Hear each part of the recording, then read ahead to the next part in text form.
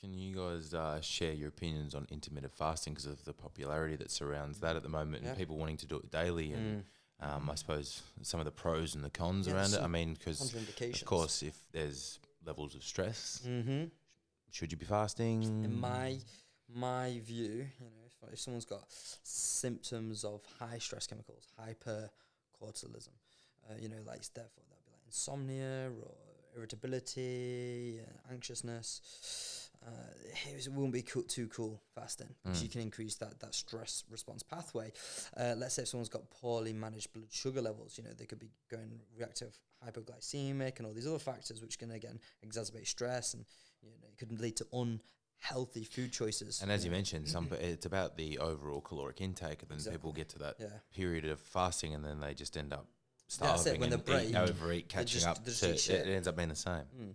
And then we look at previous relationship or current relationship with food, previous as well, right? Because if they had a previous eating disorder, anorexia, bulimia, binge eating disorder, orthorexia, we don't want to say not eating food's the gateway for your goal because it could only reinforce or make things worse or bring back those habitual emotional thought processes around food. Yeah. So, there's that. And then if someone's pregnant, that'll be one. Let's say if someone has a very high toxic load, okay?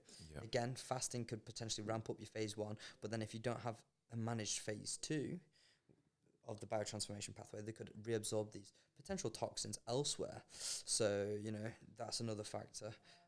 Diabetes, that'd be another one too. Thyroid, if someone's got hypothyroid, again, we don't want to fast too. So, they're mine. Any others? Yeah, that's pretty much it. Like, covered the essentials. How often do you fast? Me? I fast when I travel and I fast when I teach. I know you fast when you teach, Yeah, that enables me to stay Lucas? switched on. Well, because I'm trying to build muscle and put on some weight. Not too often? Yeah. I still think it's good to, even if you're trying to build muscle, maybe do it once a week just for a bit of cellular cleanup and give your mTOR a break. Yeah, well, this is it, right? Overstimulation of mTOR. Then on a cellular level, everything's going to work a little bit better when you're giving it a break. Yeah, it's looking at the physiological prerequisites required for hypertrophy. So overstimulation of your muscle protein synthesis will lead to inflammation, fat gain, and insulin resistance. Well, inflammation will increase aromatase. That will convert your testosterone to estrogen. It'll decrease your nutrient partition. And increase cortisol because of a catabolic effect. Exactly, and that can have an impact on your androgens. Then we increase insulin resistance. That decreases the basically the nice beneficial kind of effects what we'd get from insulin. And insulin is the only hormone in our body which is both anabolic and anti-catabolic. So it's a Jedi when it comes to putting on muscle. It'll also lead to decreased nutrient partitioning, decreased glucose uptake into the cells, storage of glycogen, and then it can increase fat gain. We have more fat. That increases inflammation. Fat also has a big production of aromatase enzymes, and it's aromatase which will convert that testosterone to estrogen. So having a step back, almost like 2 steps back, will allow you to take 5 steps forward. Because when we fast, it can increase our gut health, so we can digest and assimilate the nutrients in a more efficient and effective manner.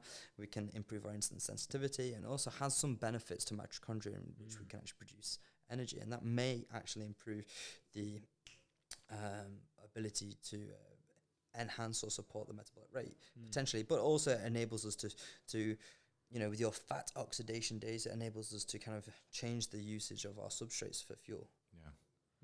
Just in regards to insulin, how like a lot of you've heard of back in the day, like bodybuilders injecting insulin. Back in the day, what you reckon they've stopped doing it